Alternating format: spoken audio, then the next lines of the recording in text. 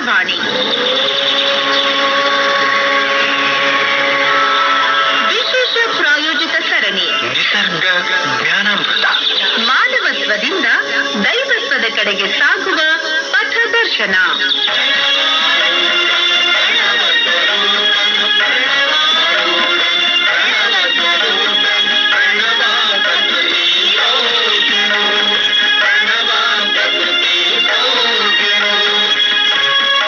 ಪ್ರಾಯೋಜಕರು ವೈದ್ಯ ಸಂಗಣ್ಣ ಯೋಗ ಮತ್ತು ನಿಸರ್ಗೋಪಚಾರ ಕೇಂದ್ರ, ಶ್ರೀ ಗುರು ಬಸವ ಮಹಾಮನೆ, ಮನಗುಂಡಿ, ಧಾರವಾಡ.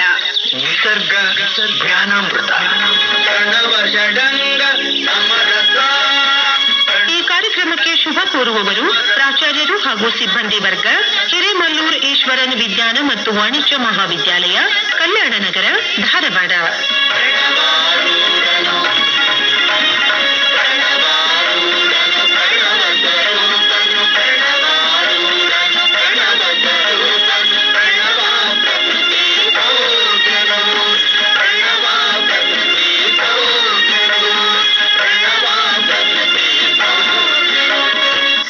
ಆತ್ಮೀಯ ಕೇಳುಗರೆ, ತಮ್ಮೆಲ್ಲರಿಗೂ ನಮಸ್ಕಾರ. ನಿಸರ್ಗ ಜ್ಞಾನಾಮೃತ, ಮಾನವತ್ವದಿಂದ ದೈವತ್ವದೆಡೆಗೆ ಸಾಗುವ ಪಥದರ್ಶನ ಕಾರ್ಯಕ್ರಮ ಸರಣಿಗೆ ಆತ್ಮೀಯವಾದ ಸ್ವಾಗತ. ಎಂದಿನಂತೆ ನಮ್ಮ ಜೊತೆಗೆ ಧಾರವಾಡ ತಾಲೂಕು ಮನಗುಂಡಿಯ ವೈದ್ಯ ಸಂಗಣ್ಣ ಯೋಗ ಮತ್ತು ನಿಸರ್ಗೋಪಚಾರ ಕೇಂದ್ರದ ಬಸವಾನಂದ ಸ್ವಾಮೀಜಿಯವರಿದ್ದಾರೆ. ನಮಸ್ಕಾರ ಸ್ವಾಮೀಜಿ. ನಮಸ್ಕಾರ ಮೇಡಮ್. ಕೇಳುಗರೆ, ಹಿಂದಿನ ವಾರಗಳಲ್ಲಿ ನಾವು ಯಮ ನಿಯಮಗಳಲ್ಲಿ ಶುಚಿತ್ವ ಆಯ್ತು, ಸಂತೋಷ ಆಯ್ತು. ಇವತ್ತು ತಪಸ್ಸಿನ ಬಗ್ಗೆ ತಮ್ಮ ವಿಚಾರಧಾರೆಯನ್ನ ನಮ್ಗೆ ಹರಿಬಿಡ್ತಾ ಇದ್ದಾರೆ ಸ್ವಾಮೀಜಿಯವರು. ನಾವು ತಿಳಿದುಕೊಳ್ಳೋಣ. ತಪಸ್ಸಿನ ಬಗ್ಗೆ ಕೂಡ ನಾನು ಈ ಹಿಂದೆ ಸ್ವಲ್ಪ ಮಾತಾಡಿದ್ದೀನಿ. ಹೌದು. ಇವತ್ತು ವಿಸ್ತಾರವಾಗಿ ತಿಳ್ಕೊಳ್ಳೋಣ. ತಪ ಅಂತಂದ್ರೆ ಕಾಯೋದು ಅಂತ. ಕಾಯೋದು ಅಂದ್ರೆ ಎರಡರ್ಥ ಇದೆ.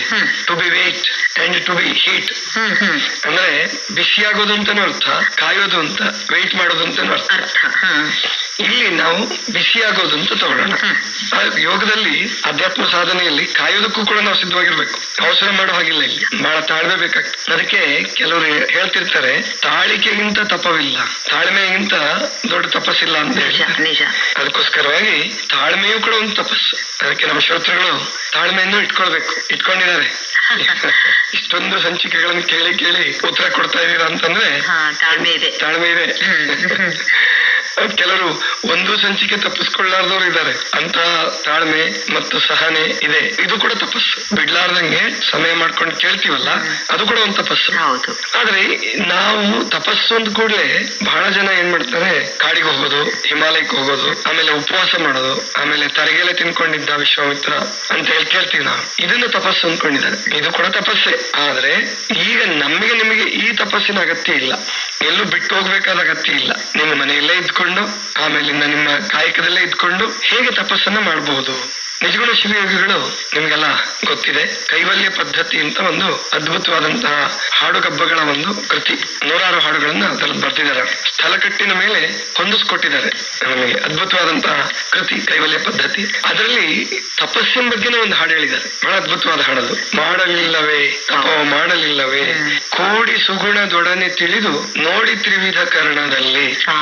ಮಾಡಲಿಲ್ಲವೇ ತಪವ ಮಾಡಲಿಲ್ಲವೇ ಅಂದ್ರೆ ಇಲ್ಲಿ 3 ರೀತಿಯ ತಪಸ್ಸನ್ನು ಹೇಳ್ತಾರೆ ಅವರು. ಕಾಯ, ವಾಚ, ಮನಸ್ಸ. ಅಂದ್ರೆ ದೇಹದಿಂದ ಮಾಡುವ ತಪಸ್ಸು, ಆಮೇಲಿಂದ ಮಾತಿನಿಂದ ಮಾಡುವ ತಪಸ್ಸು ಹೇಗಿರ್ಬೇಕು, ಜೊತೆ ಮನಸ್ಸಿನಿಂದ ಮಾಡುವ ತಪಸ್ಸು ಹೇಗಿರ್ಬೇಕು. ಇದನ್ನ ನೀವು ತಿಳ್ಕೊಂಡ್ಬಿಟ್ರೆ ಇಷ್ಟು ಸಂತೋಷ ಆಗುತ್ತೆ. ಜೊತೆಗೆ ನಿಮ್ಮ ಮನೆಯನ್ನೇ ನೀವು ಕೈಲಾಸವನ್ನಾಗಿ ಮಾಡ್ಕೋಬಹುದು. ನಿಮ್ಮ ಮನೆಯನ್ನೇ ಮಂತ್ರಾಲಯವನ್ನಾಗಿ ಮಾಡ್ಕೊಳ್ಬಹುದು. ಅಂತ ಒಂದು ರೀತಿಯಲ್ಲಿ ಅವರು ತಪಸ್ಸಿನ ವಿಭಾಗವನ್ನ ನಮಗೆ ಮಾಡ್ಕೊಟ್ಟಿದ್ದಾರೆ.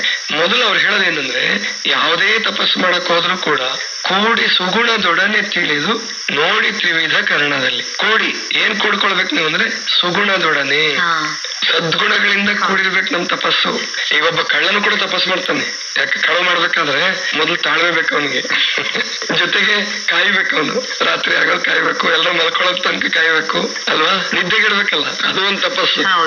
ಆದ್ರೆ ಅಲ್ಲಿ ಸುಗುಣ ಇಲ್ಲ, ಅಲ್ಲಿ ಸದ್ಗುಣ ಇಲ್ಲ, ದುರ್ಗುಣಿಯಾಗಿದ್ದಾನೆ ಅವನು.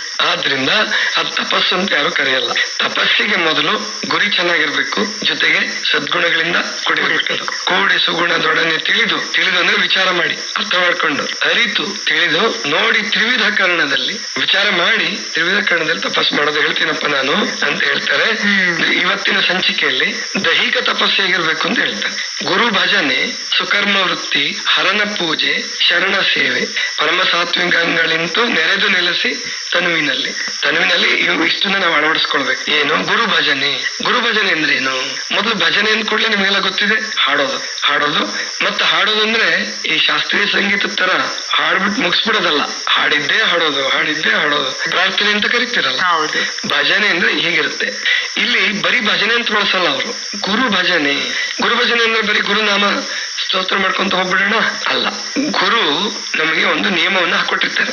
ನಮ್ಮನ್ನ ಸತ್ಪಥದಲ್ಲಿ, ದೈವಿ ಪಥದಲ್ಲಿ ನಡೆಸುವಾಗ ಕೆಲವು ನಿಯಮಗಳನ್ನ ಹಾಕೊಟ್ಟಿರ್ತಾರೆ. ಮತ್ತೆ ಮತ್ತೆ ಮತ್ತೆ ಮತ್ತೆ ಅದನ್ನ ಪಾಲನೆ ಮಾಡ್ತೀವಲ್ಲ, ಅದೇ ಗುರು ಭಜನೆ. ಹಾಡೋದು ಕೂಡ ಭಜನೆನೆ, ಗುರು ಸ್ತೋತ್ರ ಮಾಡಬೇಕು ಮಾಡಿ. ಆದ್ರೆ ಅದಕ್ಕಿಂತ ದೊಡ್ಡದಂದ್ರೆ ಆ ಗುರು ಹಾಕಿಕೊಟ್ಟ ನಿಯಮಗಳಿರ್ತವಲ್ಲ, ಬೆಳಿಗ್ಗೆ ಬೇಗ ಹೇಳೋದು, ಪೂಜೆ ಮಾಡ್ಕೊಳ್ಳೋದು ಅಥವಾ ಕಾಯಕ ಮಾಡೋದು. ನಿಮಗೇನು ಒಬ್ಬೊಬ್ರು ಗುರುಗಳು ಶಿಷ್ಯರಿಗೆ ಒಂದೊಂದು ರೀತಿ ಹಾಕೊಟ್ಟಿರ್ತಾರೆ, ಅದನ್ನ ಮೇಲಿಂದ ಮೇಲೆ ಮತ್ತೆ ಮತ್ತೆ ಮಾಡ್ತಿರಲ್ಲ, ಅದೇ ಗುರು ಭಜನೆ. ಗುರು ಭಜನೆ, ಸುಕರ್ಮ ವೃತ್ತಿ. ಬರೀ ಭಜನೆ ಮಾಡ್ಕೊಂಡಿರ್ತೀನಿ ನಾನು ಅಂದ್ರೆ ನಿಮ್ದು ಜೀವನ ತಪಸ್ಸಾಗಲ್ಲ, ಬೇಜಾರು ಬರುತ್ತೆ. ಅದೇ ನಾನು ಹಿಂದೆ ಹೇಳಿದ್ದೆ, ನಾನು 30 ವರ್ಷಗಟ್ಲೆ ಹಿಮಾಲಯದಲ್ಲಿ ಇದ್ದವ್ರನ್ನ ಗಮನಿಸಿದೆ, ಬೇಜಾರದಿಂದ ಇದ್ದಾರೆ. ನಮಗೇನು ಸಿಗ್ಲಿಲ್ಲ, ಏನು ಸಾಧನೆ ಆಗ್ಲಿಲ್ಲ, ನಾವು ಬಂದಿದ್ವಿ ಅರ್ಥ ಆಯ್ತು ಅನ್ನೋ ಅರ್ಥದಲ್ಲೂ ಕೆಲವರು ಮಾತಾಡಿರೋದುಂಟು. ಅಂದ್ರೆ ಒಂದಕ್ಕೆ ನೀವು ತೊಡಗಿಸ್ಕೊಂಡ್ರೆ ಅದು ಸಾತ್ವಿಕ ತಪಸ್ಸಾಗಲ್ಲ. ಆದ್ರಿಂದ ಗುರು ಭಜನೆ ಆದ್ಮೇಲೆ ಸುಕರ್ಮ ವೃತ್ತಿನೂ ಬೇಕು. ಅಂದ್ರೆ ಒಳ್ಳೆ ಕಾಯಕ ಮಾಡಿ ಹೊಟ್ಟೆಪಾಡಿಗೆ ನಾವು ಇನ್ನೊಬ್ಬರ ಮೇಲೆ ಅವಲಂಬನೆ ಆಗಬಾರದು, ದುಡಿಬೇಕು. ಅದು ದುಡಿತೀನಿ ಅಂತ ಹೇಳಿ ದುಷ್ಕರ್ಮ ವೃತ್ತಿ ಮಾಡಂಗಿಲ್ಲ. ಸಿಕ್ಕಿದ್ದೇನೋ ಮಾಡದೆ ಯಾರ್ದೋ ಅಡ್ಡಾಡಿ ಅಥವಾ ಏನೋ ಕಳತನ ಮಾಡಿ ಹಿಂಗ್ ಬದುಕ್ರೆ ಅಂದ್ರೆ ಅದು ಸುಕರ್ಮ ವೃತ್ತಿ ಅಲ್ಲ, ಒಳ್ಳೆ ಕಾಯಕದಲ್ಲೇ ಇರ್ಬೇಕು. ಇದು ಸುಕರ್ಮ ವೃತ್ತಿ ಆಯ್ತಲ್ಲ.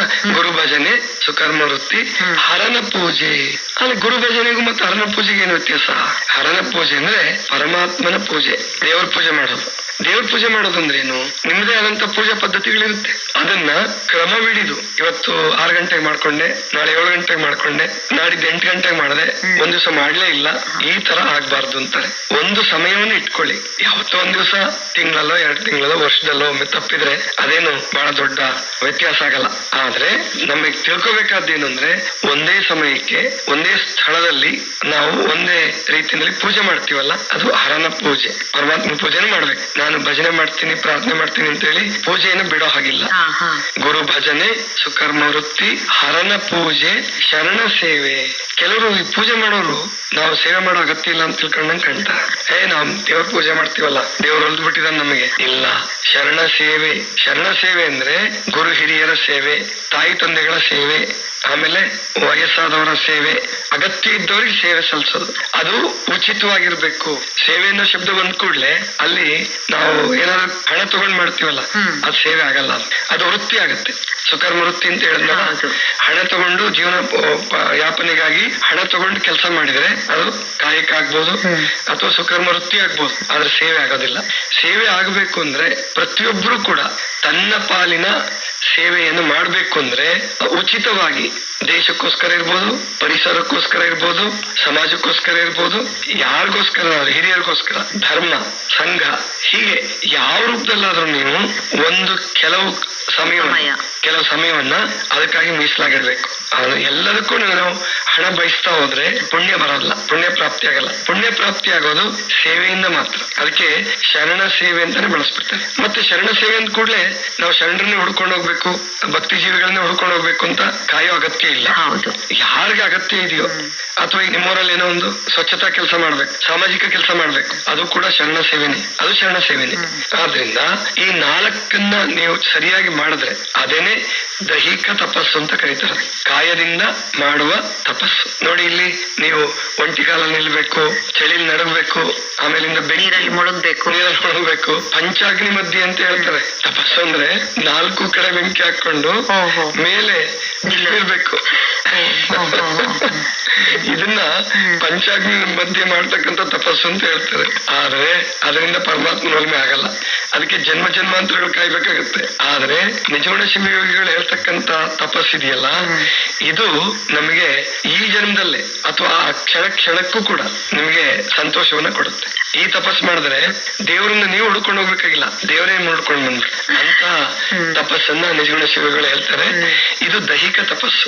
ಈ 4 ಕೇಳಿದ್ರಲ್ಲ ಇಷ್ಟೊತ್ತು, ದೇವ್ರು ನಿಮ್ಮನ್ನ ಹುಡ್ಕೊಂಡ್ ಬರ್ಬೇಕು, ನಾವು ದೇವ್ರನ್ನ ಹುಡ್ಕೊಂಡ್ ಹೋಗೋದಲ್ಲ ಅಂತಂದ್ರೆ ನಾವು ತಾಳ್ಮೆಯಿಂದ ಇರ್ಬೇಕು, ಸದ್ಗುಣಗಳನ್ನ ಬೆಳೆಸ್ಕೊಳ್ಬೇಕು, ಗುರು ಹಿರಿಯರನ್ನ ಪೂಜಿಸ್ಬೇಕು.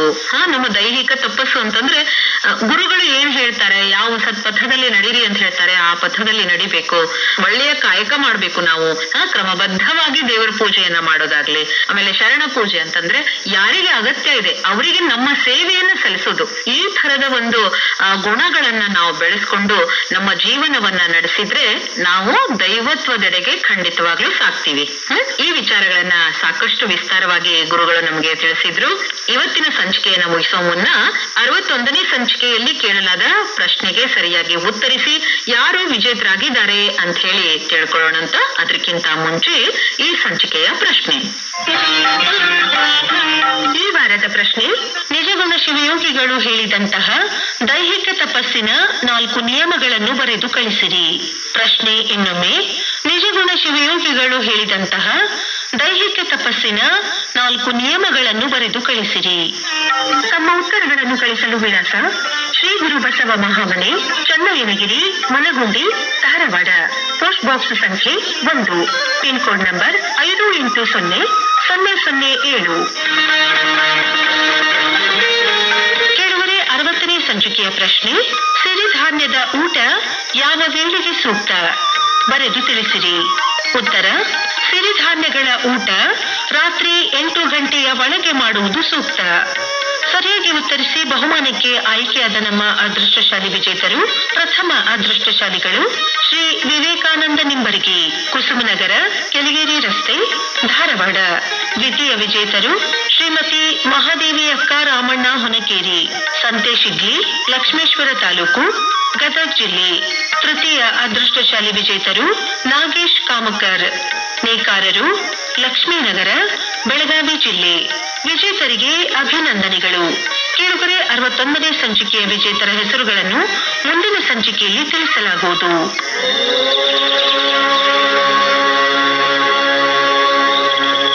ಇದುವರೆಗೆ ನಿಸರ್ಗ ಜ್ಞಾನಾಮೃತ, ಮಾನವತ್ವದಿಂದ ದೈವತ್ವದ ಕಡೆಗೆ ಸಾಗುವ ಪಥದರ್ಶನ ವಿಶೇಷ ಪ್ರಾಯೋಜಿತ ಸರಣಿ ಕಾರ್ಯಕ್ರಮ ಪ್ರಸಾರವಾಯಿತು. ಭಾಗವಹಿಸಿದ ತಜ್ಞರು ಶ್ರೀ ಬಸವಾನಂದ ಸ್ವಾಮಿಗಳು, ಶ್ರೀ ಗುರು ಬಸವ ಮಹಾಮನೆ, ಮನಗುಂಡಿ, ಧಾರವಾಡ. ಈ ಕಾರ್ಯಕ್ರಮಕ್ಕೆ ಶುಭ ಕೋರುವವರು ಪ್ರಾಚಾರ್ಯರು ಹಾಗೂ ಸಿಬ್ಬಂದಿ ವರ್ಗ, ಹಿರೇಮಲ್ಲೂರ್ ಈಶ್ವರನ್ ವಿಜ್ಞಾನ ಮತ್ತು ವಾಣಿಜ್ಯ ಮಹಾವಿದ್ಯಾಲಯ, ಕಲ್ಯಾಣ ನಗರ, ಧಾರವಾಡ. ನಿರೂಪಣೆ ಜಿ ಸುರೇಖಾ ಸುರೇಶ್. ಸಂಯೋಜನೆ ಸೋಮಶೇಖರ್ ರೂಳಿ. ನಿರ್ಮಾಣ ನೆರವು ಶೈಲಜಾ ರಾಜ್ಕುಮಾರ್. ನಿರ್ಮಾಣ ಶರಣಬಸವ ಚೋಳೀನ್.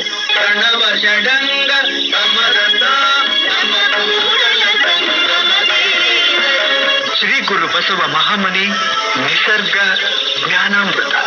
ಈ ಕಾರ್ಯಕ್ರಮದ ಪ್ರಾಯೋಜಕರು ವೈದ್ಯ ಸಂಗಣ್ಣ ಯೋಗ ಮತ್ತು ನಿಸರ್ಗೋಪಚಾರ ಕೇಂದ್ರ, ಶ್ರೀ ಗುರು ಬಸವ ಮಹಾಮನೆ, ಮನಗುಂಡಿ, ಧಾರವಾಡ. ಒತ್ತಡದ ಜೀವನ, ಕಲಬೆರಕೆ ಆಹಾರ, ವ್ಯಾಯಾಮ ರಹಿತ ಬದುಕು, ವೈಜ್ಞಾನಿಕ ಸಾಧನಗಳ ದುರ್ಬಳಕೆ, ಇವುಗಳಿಂದ ಉಂಟಾದ ಬೊಜ್ಜು, ಮೂಲವ್ಯಾಧಿ, ಅಪೆಂಡಿಕ್ಸ್, ಟ್ಯಾನ್ಸಿಲೈಟಿಸ್, ಮಧುಮೇಹ, ರಕ್ತದೊತ್ತಡ, ಹೃದ್ರೋಗ, ಮೂತ್ರಕೋಶ, ಪಿತ್ತಕೋಶದಲ್ಲಿ ಕಲ್ಲು, ಮೈಗ್ರೇನ್, ಚರ್ಮ ರೋಗ, ಕ್ಯಾನ್ಸರ್, ಸೋರಿಯಾಸಿಸ್ ಮುಂತಾದ ರೋಗಗಳನ್ನು ಯಾವುದೇ ಮದ್ದುಗಳಿಲ್ಲದೆ ಯೋಗ ಮತ್ತು ನಿಸರ್ಗೋಪಚಾರದಿಂದ ವಾಸಿ ಮಾಡಿಕೊಳ್ಳಲು ಸಂಪರ್ಕಿಸಿ. 9448100282 ಮತ್ತು 8073979683. ಹೆಚ್ಚಿನ ಜ್ಞಾನಕ್ಕಾಗಿ ಮನಗುಂಡಿ ಆರೋಗ್ಯಶ್ರೀ ಯೂಟ್ಯೂಬ್ ಚಾನೆಲ್ಗೆ ಭೇಟಿ ಕೊಡಿ. ಧಾರವಾಡ ಕೇಂದ್ರದಲ್ಲಿ ಸಿದ್ಧಪಡಿಸಲಾದ ಈ ಕಾರ್ಯಕ್ರಮ ಕಲಬುರಗಿ ಕೇಂದ್ರದಿಂದಲೂ ಪ್ರಸಾರವಾಯಿತು.